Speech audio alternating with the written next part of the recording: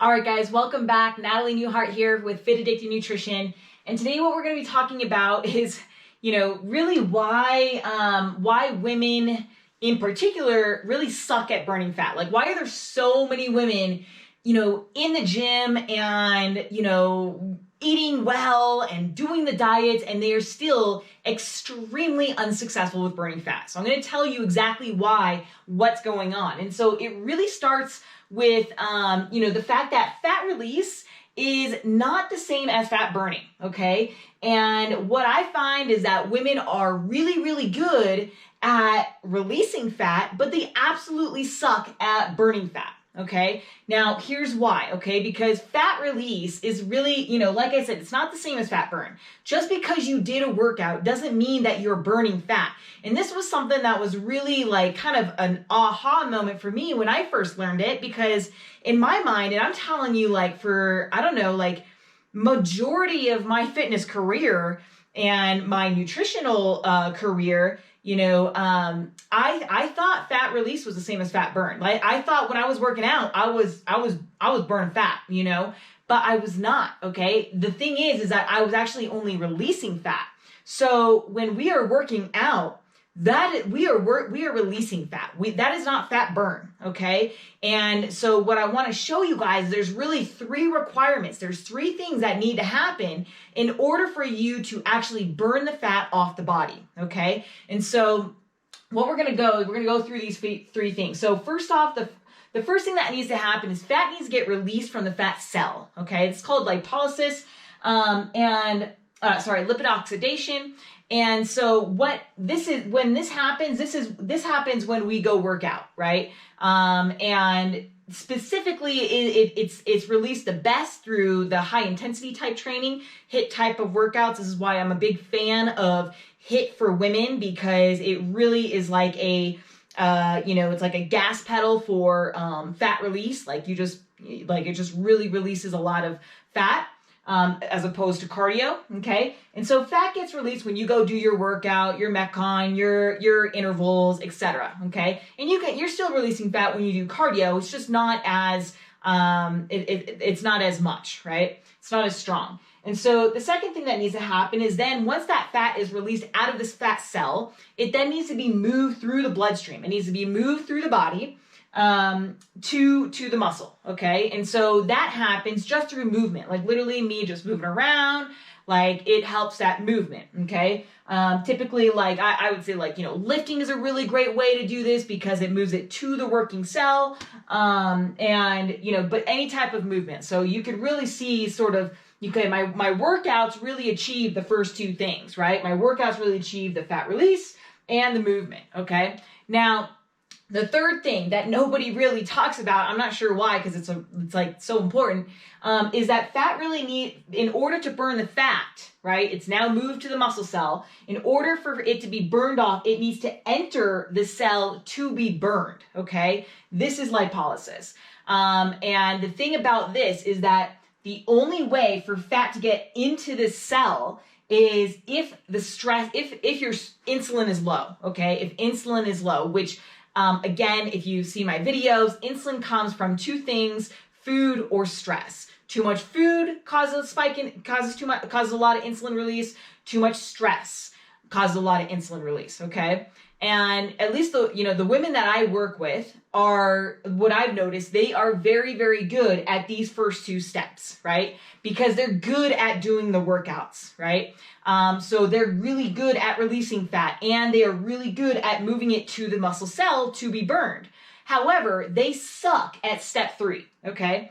And that's because insulin is blocking their ability for that fat to enter the cell, okay?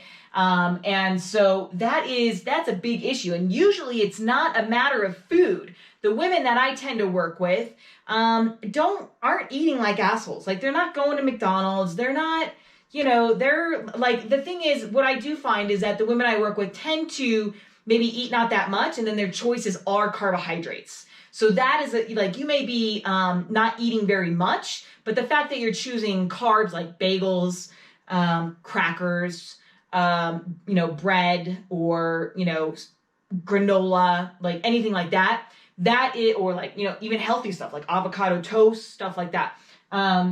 That's actually going to cause your inability for fat to enter the cell. Okay. So there's a couple things. If you eat right after your workout, right?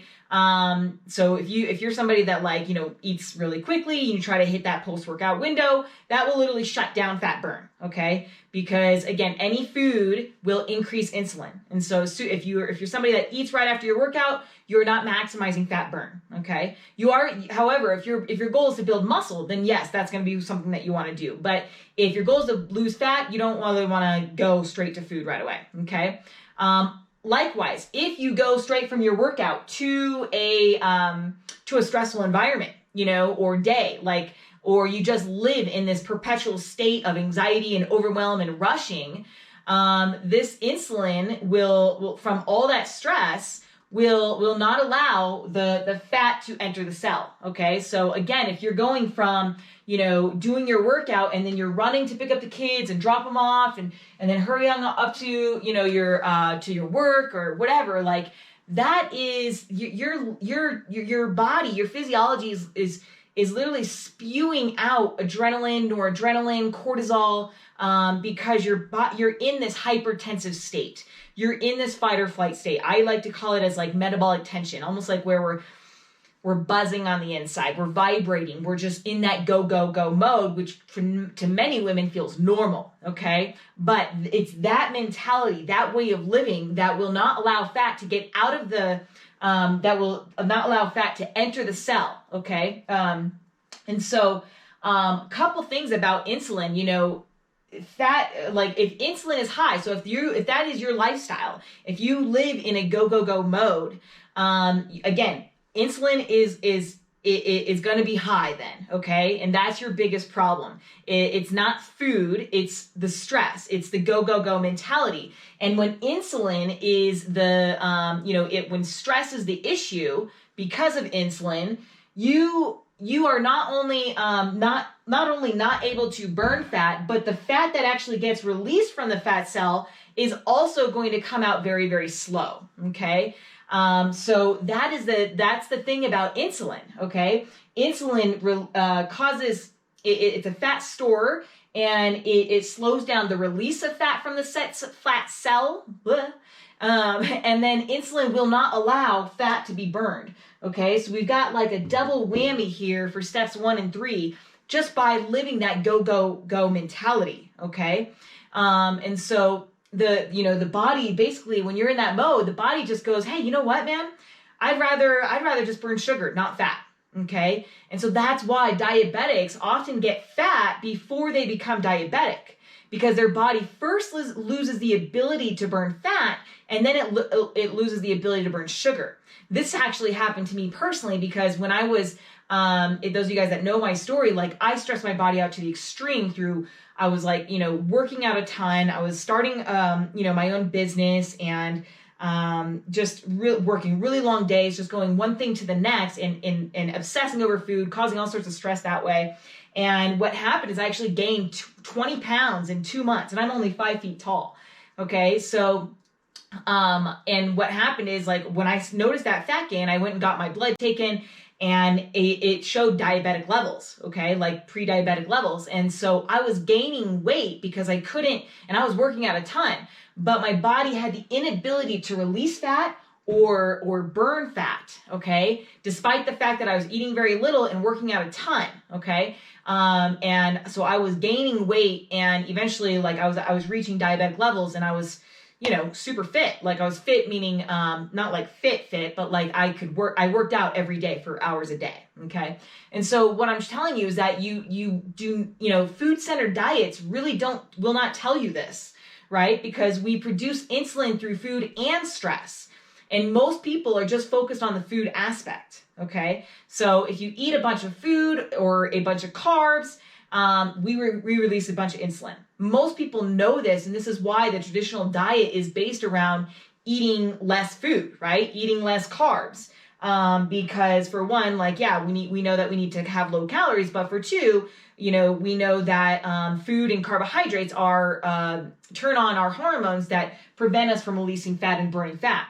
What nobody is telling you is the other side of the equation, which is that stress also does the same thing. Stress also produces insulin.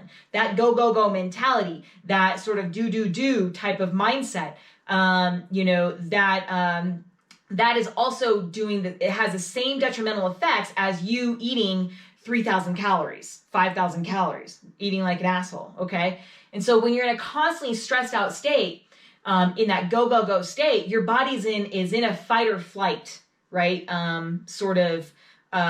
Activity, right? Or state, okay? Hence that feeling, again, like we've got that vibration or that buzzing going on the inside, which again, most people may not even recognize because they're so used to living in that state. It's become so normal. But when we're in that hypertensive state, our physiology is not only releasing a bunch of insulin, but it's also on lockdown when it comes to burning fat, regardless of how much exercise you do. Why? Because it's under the impression that this state is a sign that we're in danger, right? And that we need to do what we need to do in order to survive, which is hold on to our fat stores so that we can live longer. Because it's under the impression that we're in starvation mode and we don't know when we're going to get food again. Because the body is old like that. It's ancient like that. That's how it was designed. It doesn't know that we've got 10 Starbucks across the street. Okay. So it's that sort of inability to rest, like you're always kind of tense. Like if you just took a deep breath and just relax the body and feel your shoulders relax, you're going to feel the difference. That's a more relaxed state. And that's still not even relaxed, right? You're still holding tension, a lot of tension. But most people are living in this constant state of tension, which is telling the body, hey, I don't care how much working out you do, I'm not burning fat, okay? In fact, the more workouts that you do and the more you try to do and the diets you try to do, the body will tighten up its grip on your body fat. Okay, so if you want to be an expert, if you want to be good at burning fat, you must be good at keeping your insulin, your stress low, your insulin levels low, right? So you want to be good at keeping your insulin levels low, which is, you can do that through two ways, right? Number one, keeping your, sorry, I didn't mean to point to that. I thought I had something else up here. Keeping your carbohydrates low, or basically your carbohydrates low, post-workout. And then two, making sure that you're keeping stress low, right? Especially post-workout, but definitely all of the time. Lowering stress can be done in a variety of ways. You guys can use smarter exercise. You can take more recovery days. You can use my green, yellow, red system to balance that out. You can do slow walks, meditation, breath work, naps, sauna, hot baths, long showers, or just really work on your mindset. And that's something that I really, that's my favorite thing. Mindset is my most favorite piece to be an expert at burning fat, because it's the most effective, right? Because all the physical activities, will work for the 15 minutes that you're doing them. But then after that, you go right back to your patterns of anxiety and overwhelm, and you bring that to everywhere you go. So learning how to manage the way that you think and feel will be paramount to all the other physical stuff, because now you know how to control your emotions. You know how to stay in a peaceful state, a relaxed state, a calm state, a happy state, okay? This can be trained. Most people don't realize that, and they don't have the tools to do that. However, in my program, in my one-on-one program, this is what I teach you how to do, okay? And so you're literally putting yourself in a fat-burning state 24/7 when you're able to, when you've been able to train your mind to live in, constant states of, or at least more states of peace and joy and love and freedom and just kind of relax and ease, okay? So if that's something that you guys are interested in, definitely apply to work with me at www.talktonat.com. I'm always looking for the right people. I don't take on anyone. And then if you want a self-paced approach to figuring this out, definitely check out my website at fitaddictednutrition.com. And there's plenty of cheat sheets and online courses that will help you become an expert in fat burning. All right, guys, thanks again. Love you all, and I'll see you guys in the next video.